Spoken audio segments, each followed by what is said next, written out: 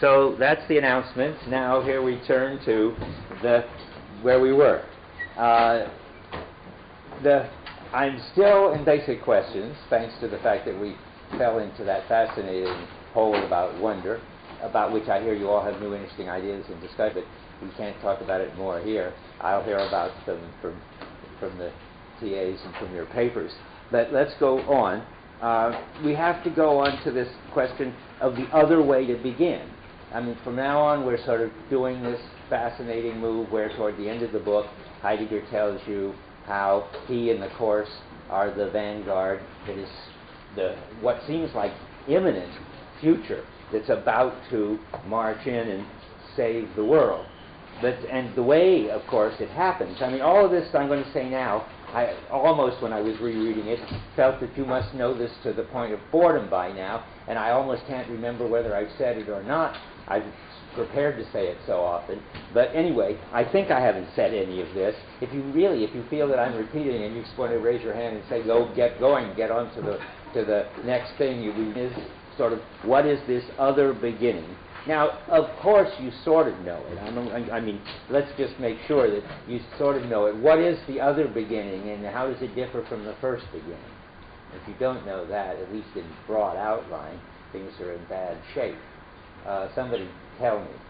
Maybe it's so obvious you don't want to tell me. Maybe it's not obvious at all, and then I feel good about this lecture. Well, surely, what is it? What is the new beginning, and how does it differ? How will it differ from the other beginning? Well, let's try this. What came over people in the other beginning? What did they become sensitive to and aware of that nobody anywhere had ever noticed before? The beings show up. Yeah, the beings show up, and that thesis that everything has the characteristic of showing up, welling up, whooshing up. So, and that was a terrific beginning, and was so impressive for them to discover that, so overwhelming that they spent their time elaborating it and fascinated by it. And what didn't they see? That they show up, that thanks to the clearing that they show up. So the new beginning is going to have to be the beginning that takes account of the clearing. I'm going to read you passages, because this is obviously not obvious. I'm relieved in a way to see there's still a job here. Okay, there is a more basic kind of openness than just that things are out in the open. Namely, there's got to be an open for them to be out in. And that's what he's talking about on 163. And I'm going to read you a big thing. I haven't read this yet, I hope. Have I? I don't think I did. I think I kept track where I was. About 10 lines down, after what we have experienced about the necessity of the question of truth, it turns out that, I have to back up again. Openness is then maybe I wonder if I mean...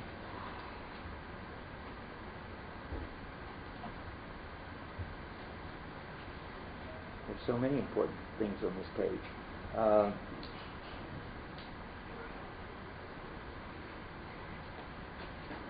Well, maybe I should begin at the bottom of 162. Maybe I'm going to discover that I've put this someplace else. But they discovered, about 4 lines down, the openness of beings. Certainly it was only a hint to Aletheia, the unconcealedness of beings, which, as was shown, express less the essence of truth than it does the essence of beings. But why should Aletheia not pre-announce that openness without, however, being identical with it? I mean, this is all telling you they saw the openness of beings, that they showed up, but they didn't see another openness that made it possible for anything to show up in any way at all. Remember, to put a little refinement in, they showed up as whooshing up, as showing up. They could have showed up as creatures, remember this, they could have showed up as objects, and what it makes possible for everything to show up as something, they hadn't seen that. So let's go on, this is all very important stuff right here in 162 and 163. But why should Aletheia not pre-announce that openness without, however, being identical with it? That is, the one openness of beings pre-announces the openness of being, but it's not the same thing. For the openness we have in mind can no longer be experienced as a characteristic of the being standing before us and around us, not to speak of the fact that to us the unique experience of the Greeks and the possible ground of our future history remain denied, and so forth. But perhaps something else is held out to us as a necessity to bring the openness itself, what comes to presence in it, and how that comes to presence upon its ground. Have I read that? To bring the openness itself. What comes upon it, to bring that out. That's it. Openness is then no longer the basic characteristic of physis, is taken up in simple acknowledgement. The physis that makes it possible for techne and so forth. Open is also not only the condition of the possibility of the correctness of assertion. Now let's see. A little skipping. After what we have experienced about the necessity of the question of truth, this cannot be the original access, that is, correspondence to the essence of truth. That access must proceed out of our need, out of our distress, out of the abandonment of being. While we take it seriously that being is withdrawing, let's see. I think I'm going to come back to that, I'm pretty sure. So,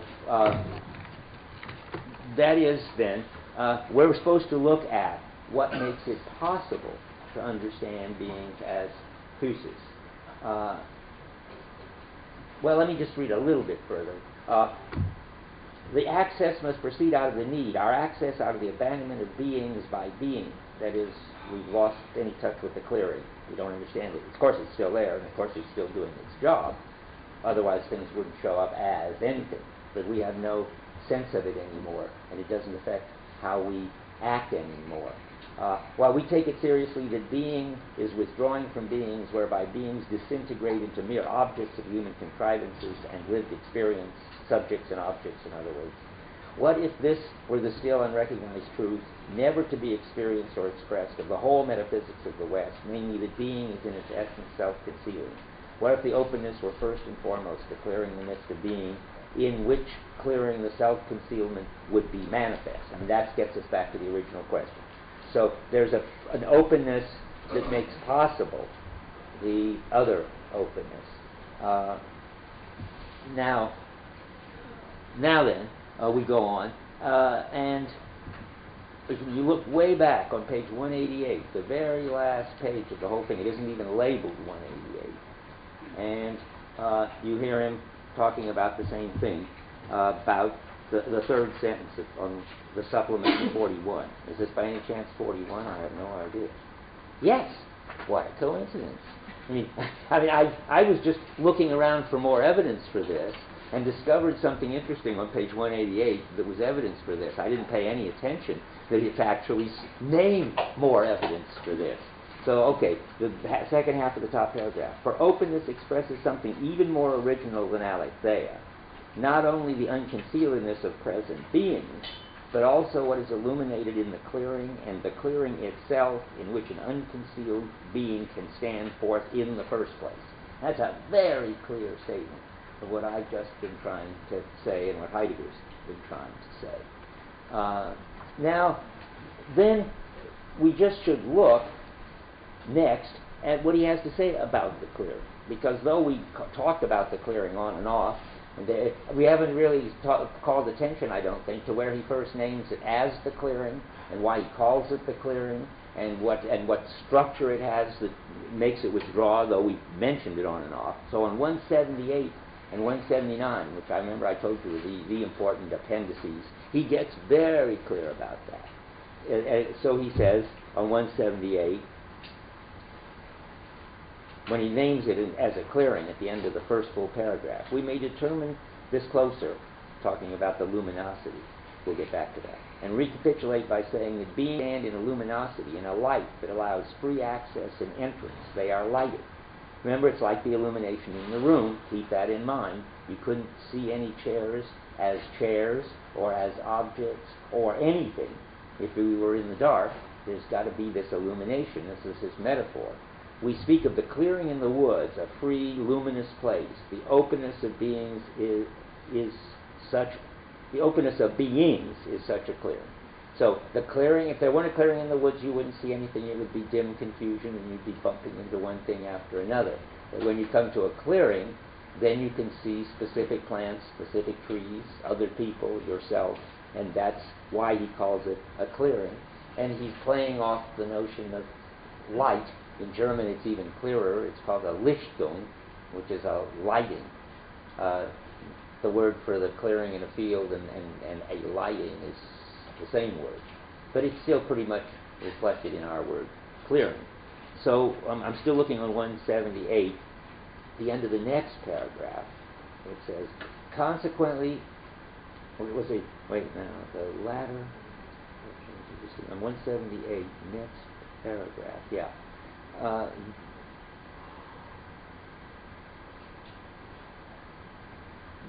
This latter, which is the clearing, by which beings are distinguished from non-being, and owing to which they are, and are as such and such, does not stand in the clearing, but in hiddenness.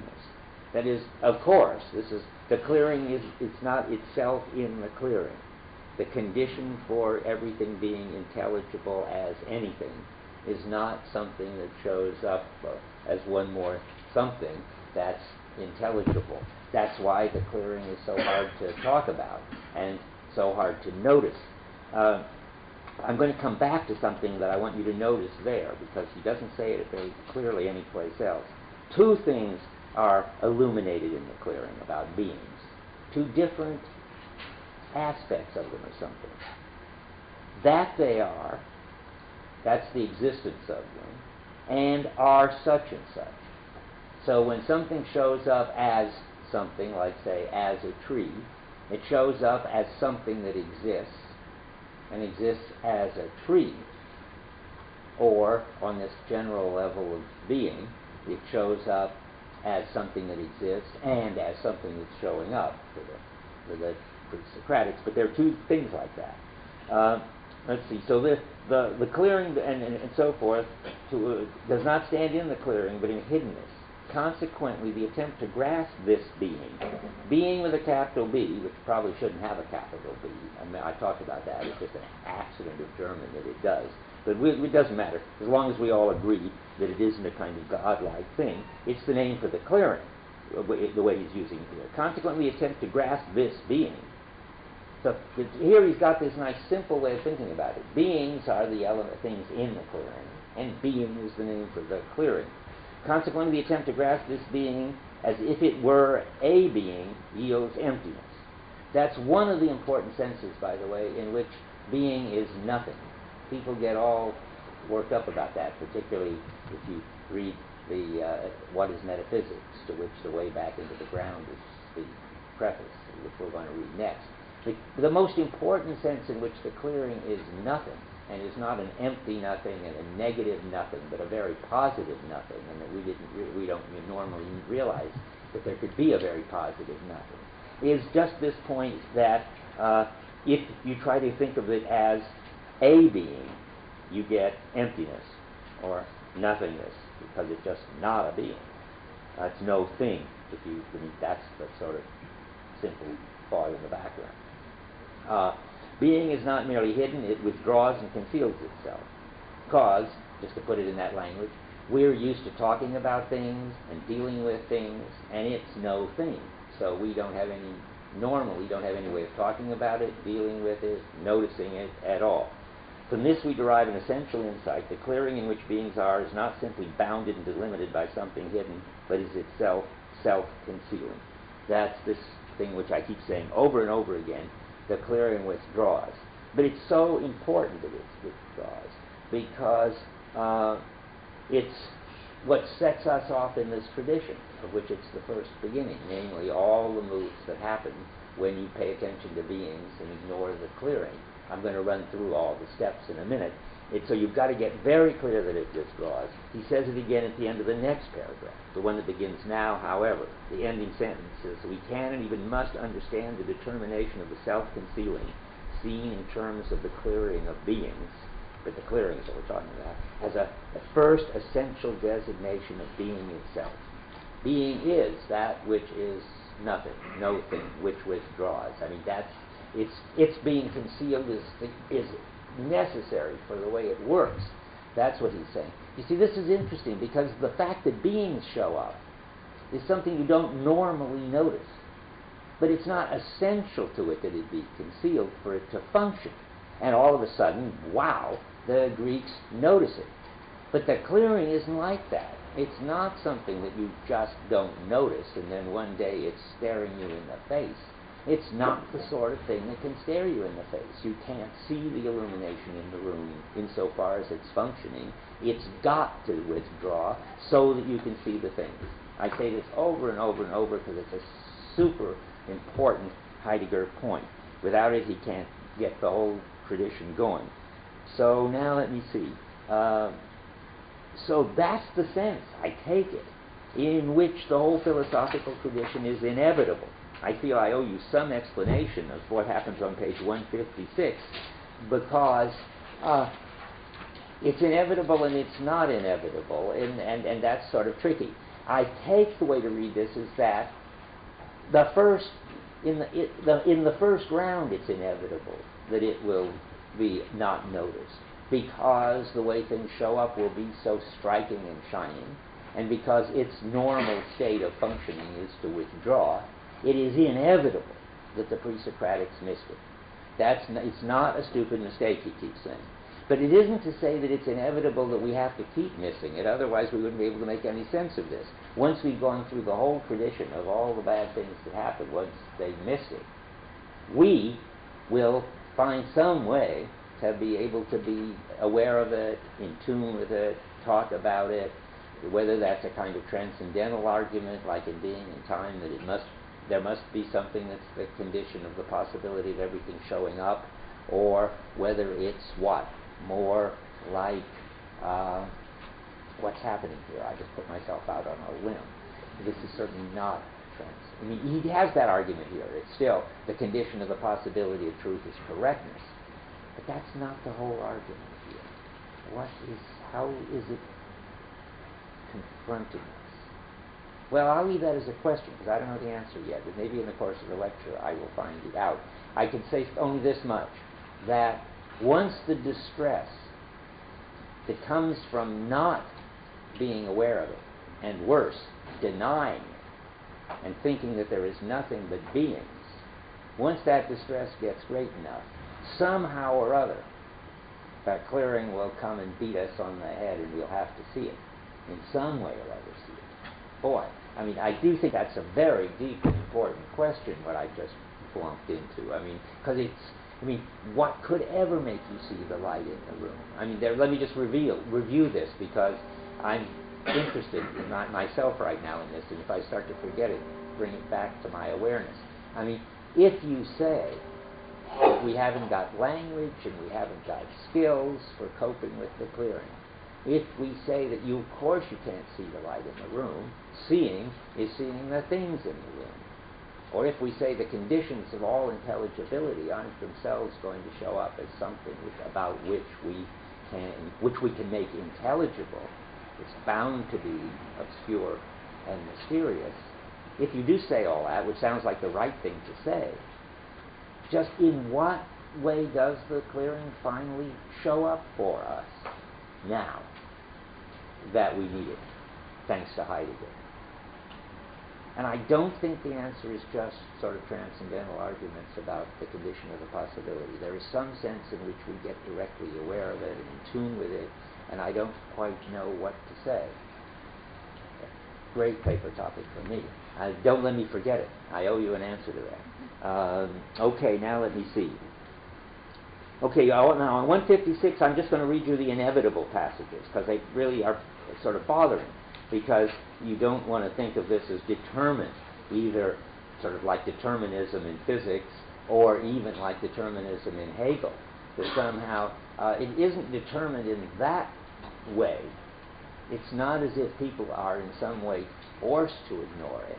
Remember, it's just structurally inevitable, given its withdrawing and given the way individual things show up and shine, that they will ignore it. It's inevitable, but not determined. That's what he's trying to say here. That's a phrase from Tillich, who was a friend of Heidegger's. I bet he got it. It's a Heideggerish experience. That's what Tillich says about the fall. never mind. I mean, I don't think that's a coincidence. I think there's going to be a similar structure there, but no, we're not going to worry about it now. While the grasping of beings, the acknowledgement of them on 5 lines down on 156, while the grasping of beings, the acknowledgement of them in their unconcealedness, unfold into techne, inevitably and increasingly, the aspects of inevitably and increasingly the aspects of beings. See, the grammar depends on keeping your eye on that S. The ideas which are brought into view in such grasping become the only standard. The grasping becomes a sort of know-how with regard to the ideas, and that requires a constant assimilation to them. At bottom, however, it is a more profound and more hidden process. It is the loss of the basic disposition, the absence of the original need and necessity, a process linked to the loss of the original essence of aletheia. So they lose track even of what got them to see the showing up of beings, and things get worse and worse, not better and better, is all he's saying there. I'm going to read more of this later, but not right yet. Okay. So I'm back on 178. Yeah. And now the next paragraph has a lot to say about the illumination and the clearing, and sort of the story about how it withdrew. So I want to read that. All this is so good on 178. I mean, I can't do better than read it. So I'm now reading, since beings and what is known as being stand in the clearing, being reveals itself in a particular way. In self-concealment, its self-concealment is therefore one primordially proper to it. That's like the inevitable of the first round. It shows itself and withdraws at the same time. Sometimes Heidegger says this weird thing, which is like this. In the 5th century BC, the clearing showed up only to immediately withdraw.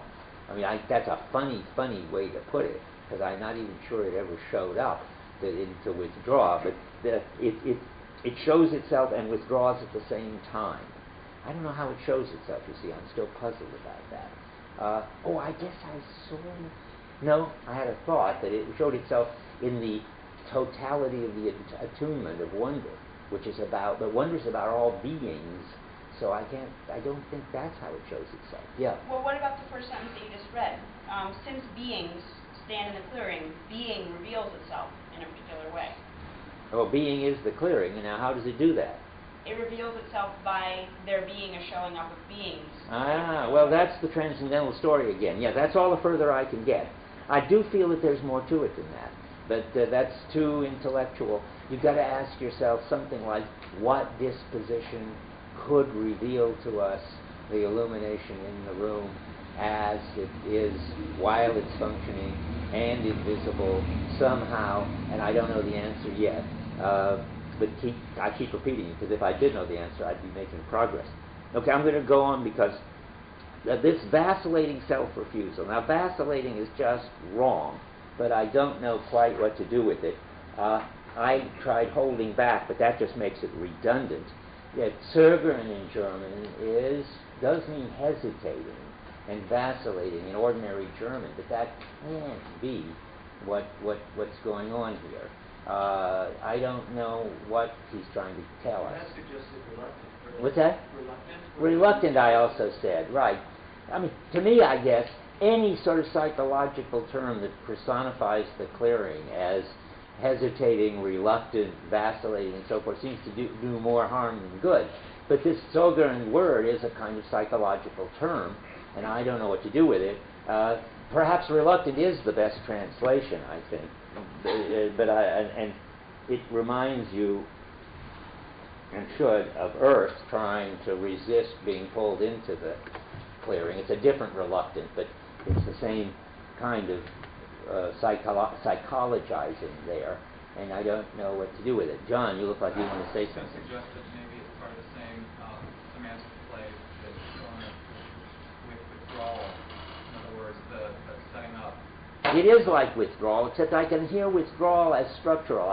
It doesn't. Let me just put it bluntly, it doesn't bother me at all when I say, the lighting in the room has to withdraw for us to see things. But when I say, and the lighting in the room is so hesitant and vacillating and reluctant when it does it, that begins to make me nervous.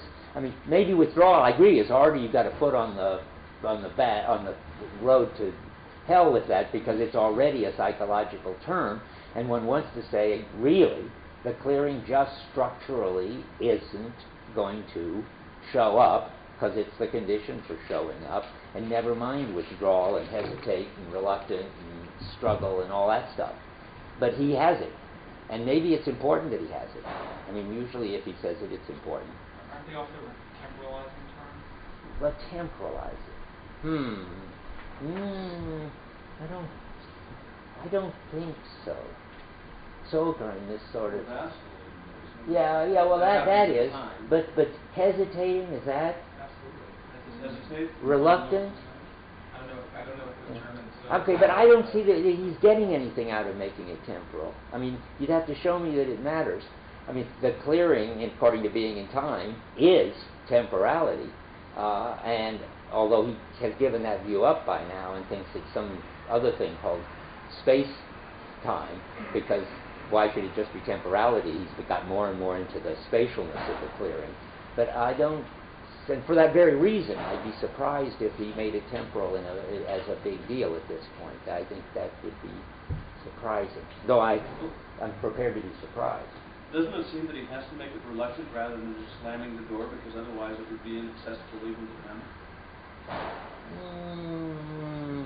Well, I see what you mean. I mean, the reluctant, that psychological attribution is a way of saying that it's not that we can't get it to show itself somehow. It's just a lot of, it's going to be hard, just as some reluctant person is going to tell you their secret, but you're going to have to struggle to get it. I mean, I see that's what he's trying to say. And if you just can try to hear that without any kind of psychology in it, which makes, you certainly can't put any psychology in it. The clearing's not a conscious being. So anyway, whatever it does for you, if it does anything for you, use it. If it doesn't do anything for you, dump it. That's my advice. And it doesn't do anything for me, so I dump it. Let's see now. I'm reading that paragraph, the bottom paragraph. Let's see. I've just gotten stuck with vacillating somewhere. This vacillating self-refusal. See, it shows itself and withdraws at the same time. I can buy that. This vacillating self-refusal, we've switched that to reluctant self-refusal, is what is properly lighted up in the clearing, and yet for the most part it goes unheeded. For the most part, right? I don't understand why the vacillating. I thought the vacillating self-refusal was the vacillating self-refusal of the clearing. It is. Well, then how can it be properly lighted up in the clearing? Whoa. Well, that's. I see that as I read it. I see that as another name for the problem. That it is. Wait, the vacillating self is what is properly lighted up in the clearing, and yet for the most part goes unheeded. That's the same puzzle. How is it? It's like saying the illumination in the room is lighted up, of course, but in a certain way goes unheeded. But then I want to say, well, the illumination in the room isn't lighted up. The chairs are lighted up. But I mean, this is, I think, the same question. It's something there that somehow we ought to be able to, quote, see, and yet somehow we don't see it. And I don't understand how we were expected to see it. Good. I'm just getting deeper into my puzzle here. And it goes unheeded, corresponding to our comportment in the midst of beings. Well, we got that again. We're going to deal with the chairs in the room, not the light in the room. But the idea, let me just repeat that we could have dealt with the light in the room, but we didn't, or that we could have named the light in the room, but we didn't, that's very, very puzzling. And we don't know what that means yet. How is he going to use language to talk about that? How does he think that we could have been sensitive to it in some way? Okay, well, I'm sure there's an exciting answer lurking around somewhere. Let me see now. If we stand in, where are we? For example, if we stand in a clearing in the woods, we see only what is found within it. Terrific, simple, clear example. The free place, the trees about, precise and precisely not the luminosity of the clearing itself. And how? That's the problem. Are you with me? I mean, and yet he wants to tell us that we should have seen it. Not that we made a mistake in missing it. That's the wrong way to put it. We should have seen it. We can see it now. That's the question. As little as the openness is simply the unconcealedness of being, but is the clearing for the unconcealedness, so little is this self-concealment a mere being absent. It is rather a reluctant refusal. Well, we didn't gain anything with that sentence. But up to there, we were as near to getting something straight as we have been able to get. Okay. Now, I wrote a little story here, but I wonder now, in the light of what I've been saying, whether I should tell it. Let me read this, a summary of something.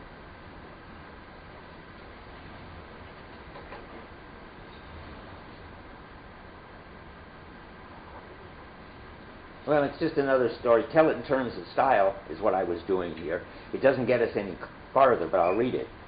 What shows up is things lit up as having a style. But the style is so pervasive it's overlooked. Just as we don't see the color of the lighting, we don't see the content of our particular style. But you could see it, and then you would see the being of beings, or beingness, and metaphysicians are good at that. And when the Greeks do see it, and name it physis, then they become so fascinated that they don't see the clearing that makes style possible at all. And there's the puzzle that's still lurking. That's surely all true, but then what is it to see the condition that makes style possible at all? Certainly not a meta style. So what? Okay, now I'm going to give you my 6-step summary of what the story is then that we've just been through. Okay, 1 we've done. The clearing, the truth of being happens and necessarily, structurally withdraws. 2, the pre-Socratics were so fascinated by the truth of beings that they were the last to notice that anything had happened, had withdrawn. So Plato, following the next generation, overlooks the clearing altogether and just tells us lots of interesting things about the being of beings, namely that they're poiesis, that they are, we don't go back over that, the product of productive seeing and all that. Then Aristotle, because Plato overlooked it, Aristotle denies it. That's a big step forward. So the pre-Socratics sort of are distracted and look at something else. But they experience it. But they experience but they don't it. Yes, that's important, whatever that means. Yeah. They experience it. That's the code name for what we don't understand. And then Plato just overlooks it. He doesn't even experience it. And because of that, Aristotle is in a position to just plain deny it.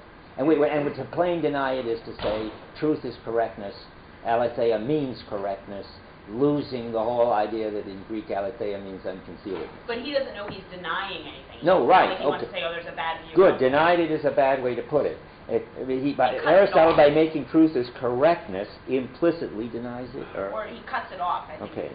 Excludes it. Yeah. Okay, excludes it. I mean, even that gives us the funny problem. You have to sort of know it, maybe. But we'll find. But anyway, Aristotle, when he says truth is correctness, that is, he's taking this Greek word aletheia, which clearly means unconcealedness. Heidegger can't be wrong about that. But he doesn't even notice that that's what it means. He just says, look, we got this word aletheia. That means truth. Truth means correctness, in effect. So he's covered it up completely.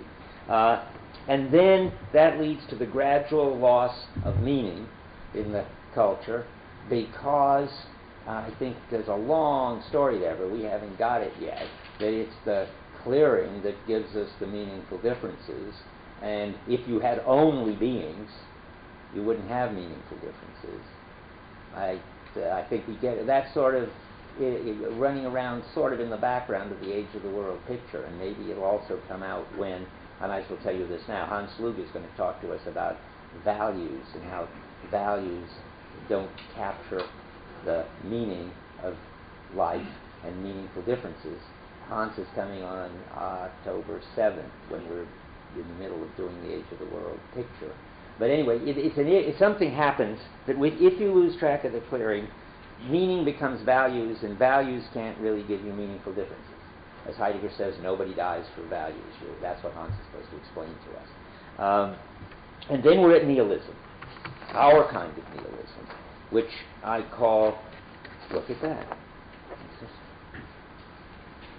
Have you got a page missing? I've got 7 coming after 6. But have you got page 3? No. Uh-huh. Sorry. That's all right. Yeah, sorry, Forrest. The machine printed them in a weird order. Okay, so now I'm puzzled by where I am. Okay, 6. We're in nihilism. What is our kind of nihilism? Well, I call it laid-back pluralism. You're supposed to be in it, so you ought to recognize it. Laid-back pluralism says, well, there are all different kind of ways of looking at the world. You have yours and I have mine. Mine doesn't have any more authority than yours, but I just happen to have these values and you happen to have those values. And it's all just sort of not very serious what values anybody has, because if I didn't have these values, I could have your values and so forth. That's what I call laid-back pluralism, that it would be no meaningful differences have authority in the culture anymore. You're not committed to. Right, you're not committed to your meaningful differences. No meaningful differences have authority in the culture, and no meaningful differences have authority for the individuals in the culture. Okay, and that gets us, that's number 6 in my story of the stages. That leads to our new kind of distress, which is this mixture of, which, well, basically is horror. I think Heidegger has a horror plus Shoya, but not the normal people. It just leads to this terror or horror, which is a funny, over-dramatic word, I think, for nihilism. I would think it would be more sort of being kind of bored, like Rorty sounds when he's talking about sort of the human condition. It would be, and even he is a lot more involved than he sort of claims to be, I think. But I mean, the horror would be this kind of blah, really. I think it's very strange to me to call it horror. I don't know. But it's our condition, with the mood we're in. You try to figure out what mood you're in when you're in your big deal cultural mood. I mean, you have lots of day-to-day moods, but if Heidegger's right, you've got one sort of underlying mood all the time that goes with this nihilism. But I thought we didn't know it. We wouldn't normally know it, but I think, I mean, it's not something we couldn't know, I think. And if you tried to figure out what it was, I'd be very surprised if you found that it was horror or terror in some normal sense of the word. Yeah? It seems like we're in a different condition from Heidegger, considering, World War I and II, and people were thinking that the bomb was going to blow people up. I mean, depending on when he thought of this concept of horror. Oh, well, that's... We're completely different from this kind of style, I think. Well, yes, but the horror is interesting. I think that's... But this is kind of ontological terror and horror, which goes with... I'll just give you a funny quote from Heidegger, which we're never going to come across. It's in something we don't read. That it could be that science and technology will get all our problems under control, meaning presumably, reverse the ecological problems and get rid of all the bombs and make people happy in every respect. And then things will really be terrible. So it's the horror that people would feel even then, whatever that is. Because why would it be terrible? Well, they'd still be in nihilism. Now there wouldn't be any bomb anymore, and the Great Lakes would be full of fish, but they wouldn't know the meaningful differences wouldn't have any authority, and they still have this bad mood, whatever you want to call it, I think. Yeah? All these moods, we feel like we can only describe them using psychological terms. Good, yeah, and they're really not. They're ontological. Right. Okay. Well... Are there any non-psychological ways of describing mood? That's a good question. I don't know. If not, then I don't see how it's not psychological. But nonetheless, I mean, that's a very interesting point. However, it seems to be there are better and worse. To say that we are in ecstatic mood on the one extreme as the basic mood right now, or to say that we're in terror right now, seems farther from somehow getting it right than saying something else which I don't know what to say. I just was going to say something about the psychological. I mean, this is issue keeps on coming up, but you might want to say something like, it's not exactly that there isn't any psychological component. There's no psychology, but rather that that's not the point. That the point wait, I just discovered something very upsetting. I just wiped out the first half of the last lecture. We had to do something. Okay. So, somebody who was recording last time, not on micro cassette, but on big cassette. Somebody, were you? It's in the process of being erased. Oh, the last lecture. How ironic. Anybody got the last lecture on tape? You have. Okay, please loan it to me when you get a chance, and I'll dub it, and then I'll use it to make the last lecture onto the net. Okay, so here we go, where we were. Now, go ahead. I was going to say something to Rick about psychological terms, but I think we should stay on this. Okay, so we were then, our distress then gives us a new beginning. We have a new kind of distress, and it makes possible a new kind of beginning, he seems to be saying, on 160. That's where it talks about nihilism. I read the nihilism part, but I want to go on about 2/3 down. What if the abandonment of beings by being, that beings still are, and yet being in its truth remains denied to beings and consequently to man, the denial understood as the essence of being? And if this event, which proceeds out of beings as a whole, with the concealed ground of the still veiled basic disposition, which compels us into another necessity of another original questioning and beginning. So we're in some kind of distress that's parallel to, but not the same, as the distress of the pre-Socratics. It's now not that everything is coming at us and whooshing up. It's now that presumably nothing matters or has authority for us at all. And that compels us to a new beginning. He says a little bit more about it on 171, the last paragraph. The need of the new beginning has its own form, and as a consequence, wonder is there the compelling basic disposition. The first beginning, sorry. The need of the first beginning has its own form, and as a consequence, wonder is there the compelling basic disposition, and the primordial and lasting question is there the question of beings. What are beings? That's a good summary of their problem, where they got an answer to. Drusus. On the other hand, the need of the other beginning has the form of an abandonment by being, to which corresponds the basic disposition of terror. There it is again. Therefore, even the primordial question is different in the other beginning. The question of truth, the question of the essentialization of truth, that means really the question of how truth works. That's this essentialization word, the evasion of truth. And the question of how truth works gets you back to the question about the clearing. It's funny that he should put it that way there, but that's how he does. So, conclusion. Because the Greeks thought about unconcealedness, but not of the prior necessity of concealedness, that is, this really essential withdrawing, they only thought of these things coming out of concealment, but they didn't really think about the basic kind of concealment. The West was led step by step to truth as correctness, and from there to nihilism. What page are you on now? Well, now I'm on 183, where he runs through this thing in a hurry. In the middle, he doesn't quite get to nihilism. I wish he had. But in the middle paragraph, truth belongs to the essentialization of being. And again, remember that's how being works. Without exhausting its essence. Without what? I don't know. Without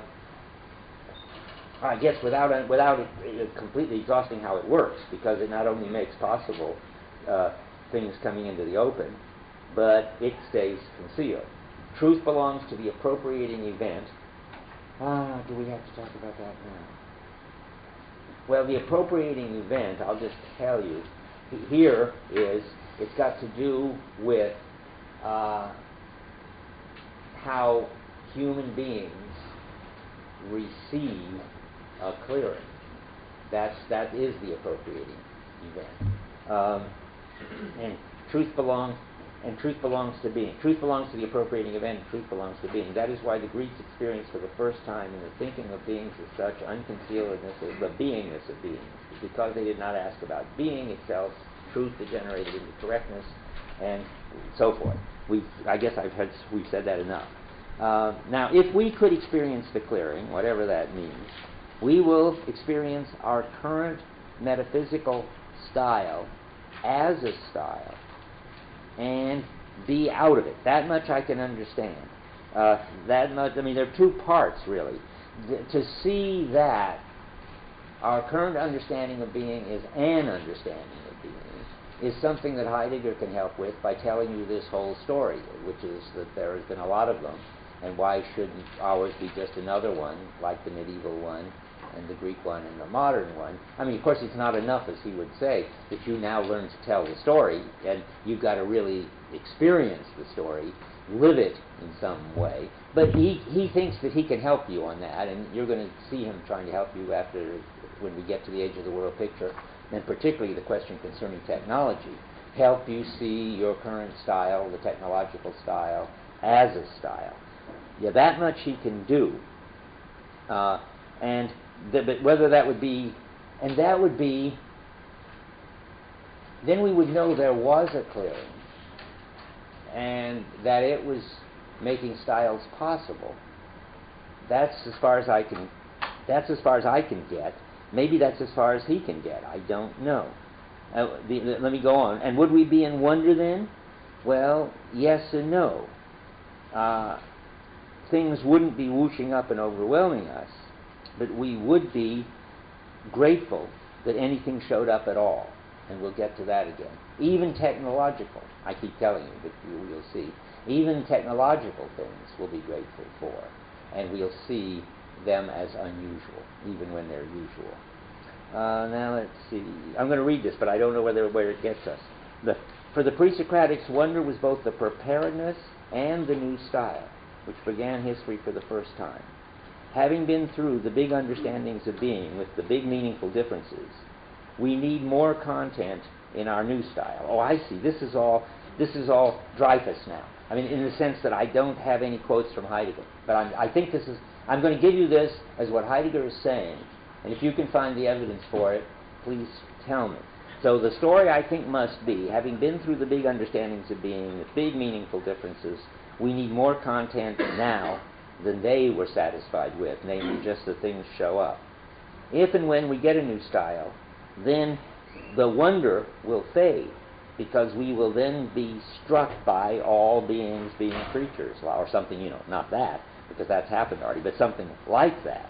And being, a new kind of beingness will be obvious, with its new kind of meaningful differences. And our job will be preservers of that. We will understand that those meaningful differences depend on us living according to them, just as Luther's people understood that that they were preservers, and it did depend on how they lived that the meaningful differences of Protestantism were put in place and held there. But they didn't understand themselves as preservers. But having seen this history, we will have to get a new, serious, meaningful difference, and Heidegger can't give it to us. And when we do, Heidegger can help us see that we are the preservers of it. And having been through the first beginning, we won't make the mistake of forgetting the clearing and aletheia. We will no longer think of truth as correctness, that is, that our new meaningful differences are the right meaningful differences that everybody else missed and were the right ones for human beings all along. That's a metaphysical mistake. We've made that mistake. It's run out. And if we ever do get a new God or a new understanding of being, we won't make that mistake again. That seems to be the story. Now the question then finally is, okay, that's the sense in which there's nothing Heidegger can do about it, because he can't give us a new style or new meaningful differences. I mean, if there was a new style moving in on us, as he would put it, and if he were a thinker, he might be able to focus it for us. Nietzsche was the last thinker who focused the last style moving in on us, the one we're in now, the flexible ordering of ourselves and everything else, which we'll hear a lot about later. But, I mean, who knows what new style is moving in on us? When I try to talk about this, I always give two examples just so it doesn't sound completely empty. One is, neither one of them are completely satisfying by any means, but they give you a clue. I mean, you don't remember Woodstock, of course, you're too young, but I remember Woodstock. And Woodstock was perhaps a new style moving in on us. Marginal practices like unjealous love and nudity and positive use of drugs and all that, and Dionysian musical things, all that was marginal stuff in our culture already, was becoming central, they thought, and technology wasn't being dumped. They had a lot of technology that do Woodstock, and they were glad they did, but it wasn't what it was all about anymore. It was just in the service of a new understanding of what it was to be a human being, and they were rejoicing in it and grateful for it. Anyway, it didn't work. But I mean, Woodstock could have been a new God. Woodstock could have been the instantiation of new meaningful differences, a new outlook of people on themselves and on everything else, and a new style of life, the hippie style. I mean, it was in San Francisco, there was this new style. It just didn't take off. It was too thin. It was too, I don't know what was wrong with it. Maybe there's no answer to that. That's the kind of causal explanatory question. Why did it start? Why didn't it take off? Can't tell. But anyway, that's one story. We're never going to get that one again, I think. That one fizzled. But, I mean, imagine a new one. When I think of a new one, I think that is new meaningful differences that have authority for everybody, a new style of life, a new understanding of who we are. Anybody got a glimmer of what that could be on the horizon? It's a scary one right nearby. Well, that would be sort of eco-fascism. That is, people would believe that the Earth was alive and that we were animals and belonged in the biosphere, and that and our job was to preserve the biosphere, and the Earth was in distress and needed us, and whoever expressed that best would be the new shining exemplar of that, and so forth. Well, that might be a whole new style. It might happen. And it's certainly not one Heidegger's going to name into being. He thinks that we've got nothing to do with life and animals. The distinction is so great that we're more like angels than we are like animals, Heidegger said at some point in something he wrote. And it's one of the criticisms of the echo types to say that Heidegger must be wrong, because we are basically animals. Boy, is that a hard one to decide. I mean, animals are certainly not world disclosures, Heidegger would say, and being a world discloser is what we are, and it is so different than what even the higher apes are that there's just no comparison. I can see it. I can see Heidegger's way, and then you can see the other way too. Boy, there are a lot of things about us that look like we're part of the animal world. Anyway, so I just want to give you some feeling. That's what it would be like to get a new God, and when you got it, then, thanks to Heidegger, you could see it as a style, and you could understand that you were the preservers of it, and you would have a different relation to it, and somehow the fact that the clearing was in there making it possible was something you would experience the way the pre-Socratics did, and even more, be able somehow, I think, to express and get a grip on, whatever. But that's the mystery that keeps coming up. But anyway, this much is clearer. What can we do now? That's the last thing to talk about. About this, and we can go on. We're going to finish. You don't think that's the illumination in the room that withdraws that concept of that new style and figuring it out, but we're always reluctant because we're wanting to think that there has to be correctness and structure and one way to do things. You don't think that? No, I don't think so. But I don't think the illumination in the room is enough to give us a way of acting, to give us meaningful differences. What would it be? That there are the people in the light and the people in the dark or something? It's hard for me to figure out how I could aspire to a life in which the highest point was somehow to express that there is the clearing. It seems too empty to me.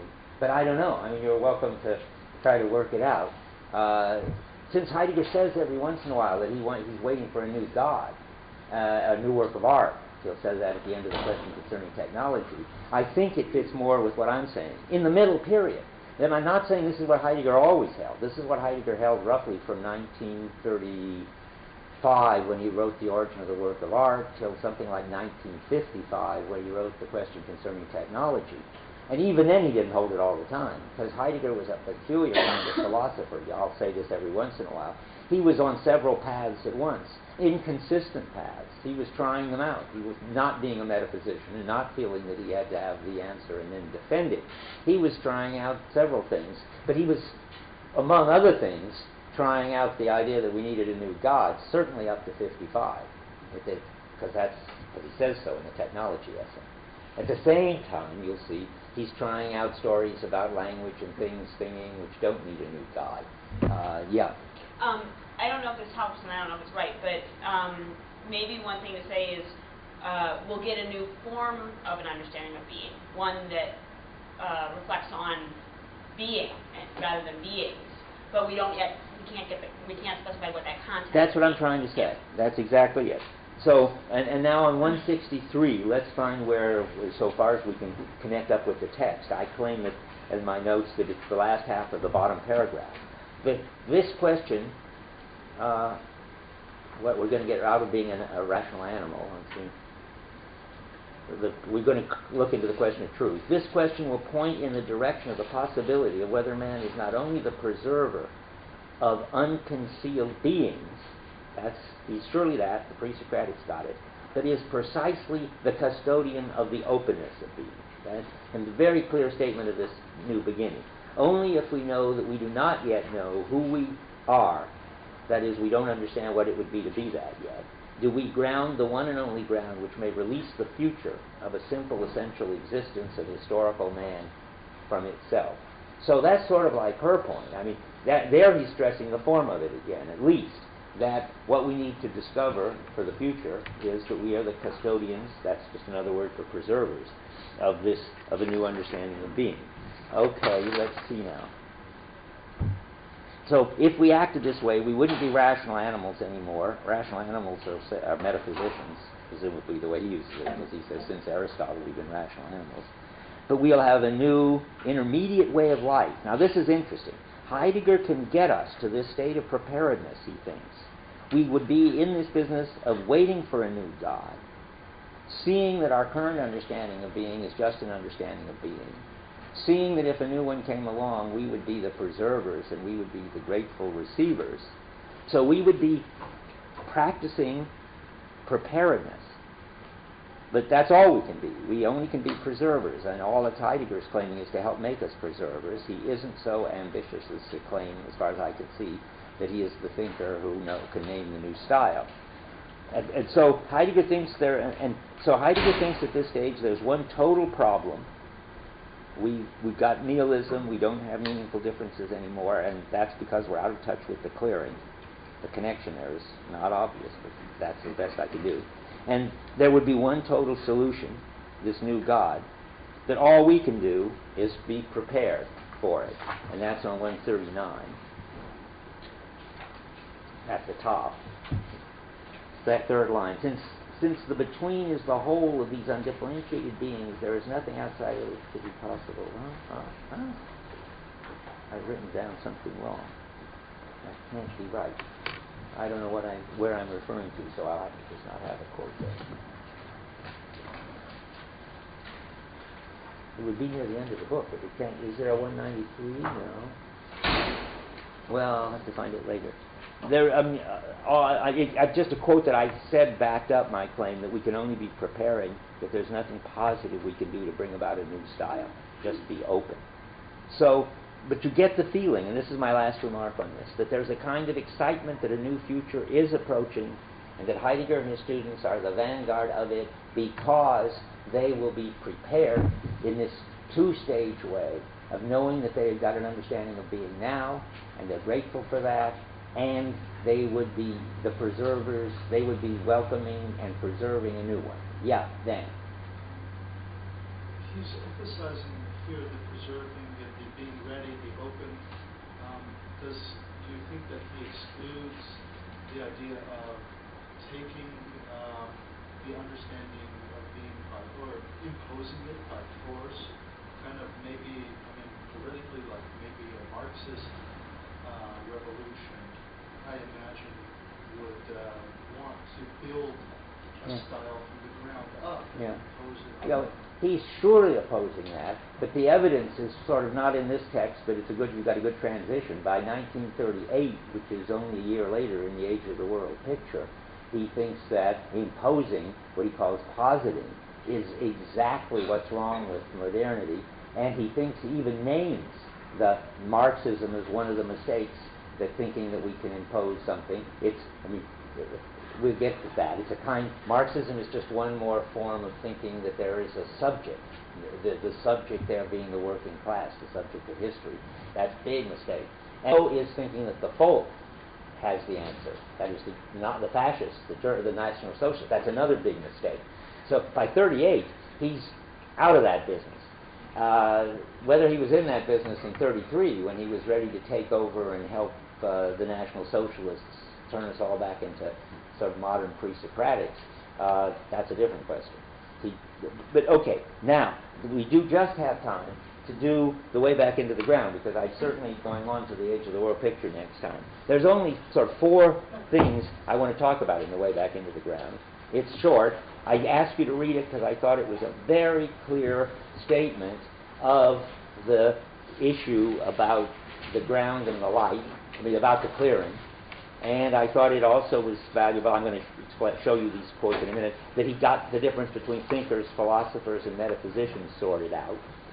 And it's interesting because he explains what ontotheology is. And I'm going to go over all of those in a minute, right now, for the next 15 minutes. It's also interesting to those who have had the being in time course to go back to see how he's reinterpreting being in time to make it do the job of being an attempt to get us to understand the clearing as a clearing and so forth, which is not a total change, but it's a different slant. But if you haven't read Being in Time, as I said, just don't pay any attention to half the essay. Sorry about that, and probably now that I realize that, I might not have asked you to read it at all, but since I did, there's certainly plenty to say. One thing that I'm curious about, this is just a transitional remark, is the remark on 281 in the 3rd paragraph, at the end of the 3rd paragraph.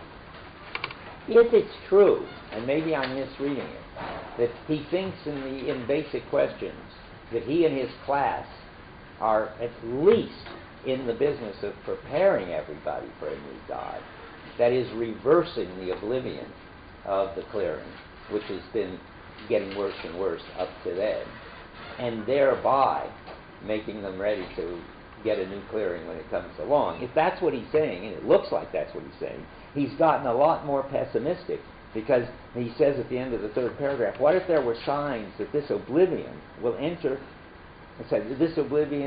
into oblivion still more decisively in the future? There's no talk about how we better be ready because the future may be just about upon us, where we will want to be prepared. It looks very dark. And later he'll say, or maybe it's at the same time, I don't know, he talks about how we could, the West could just go into a kind of night that would last, a darkness and oblivion that would last forever. But that's not the main thing. I just thought that was curious. Okay, so on 278 first, this is an easy one. He's talking about the difference between thinking and philosophy and metaphysics at the bottom of 278. Metaphysics, insofar as it always represents only beings as beings, does not recall being itself.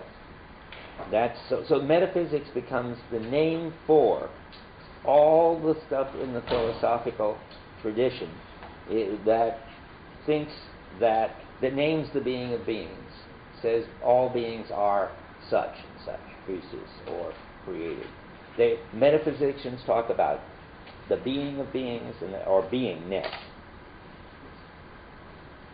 Now, philosophy does not gather itself upon its ground. It always leaves it. Well, now we're back to the tree. Philosophy, then, is being equated with metaphysics here. That doesn't surprise me, that Heidegger doesn't want to be a philosopher. That the whole philosophical tradition, starting with Anaximander and named by Plato, is always the story of the tree, as he puts it. That's what I really wanted you to read, this metaphor, this tree which is growing out of the ground, the background.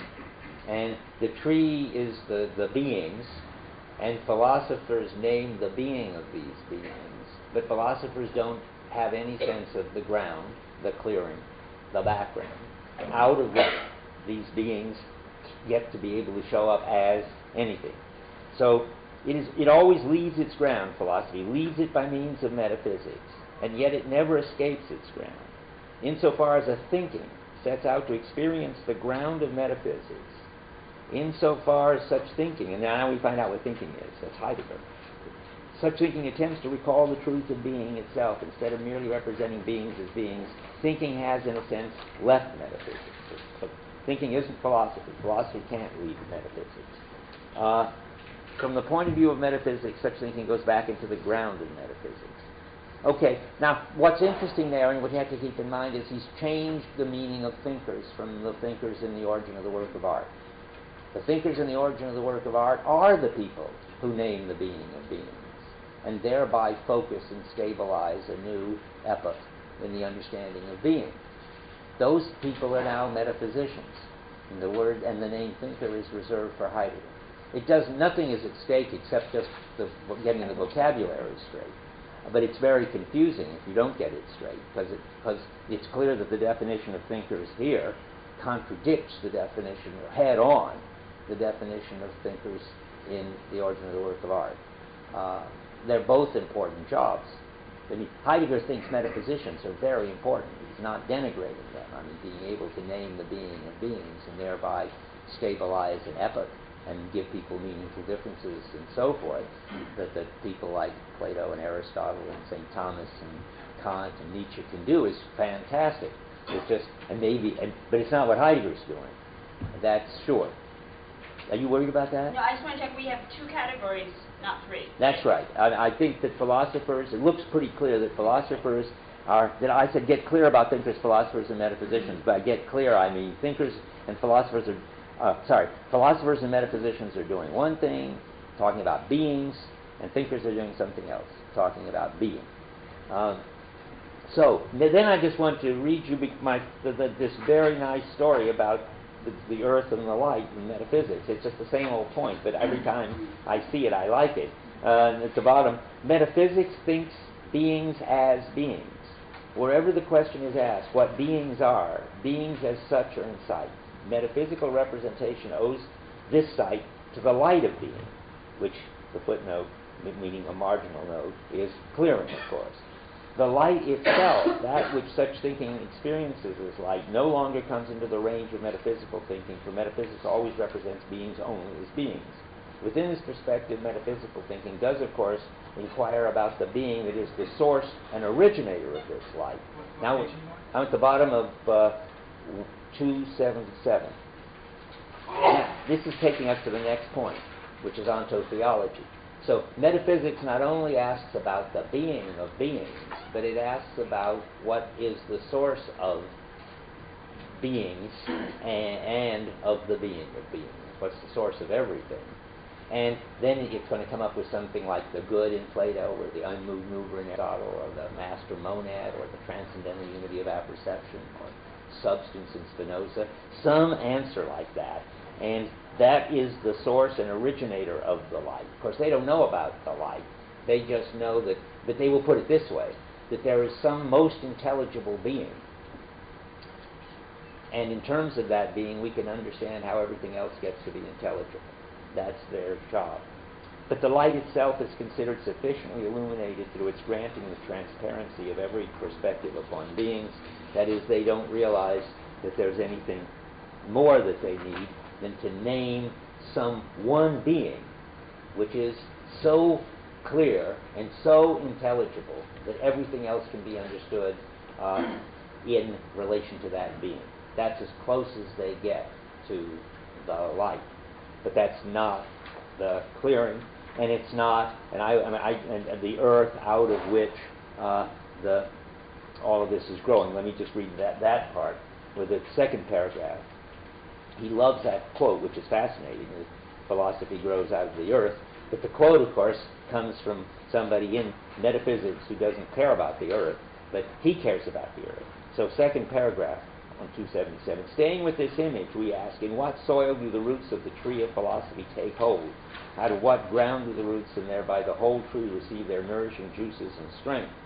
What element concealed in the ground and soil enters and lives in the roots that support and nourish the tree? I mean, philosophy is living out of the fact that the clearing has opened up an understanding of being, in which there are beings showing up as something. But it's living out of it, but it doesn't know that. What is the basis and element of the essence of metaphysics? That's again this clearing. What is metaphysics viewed from its ground?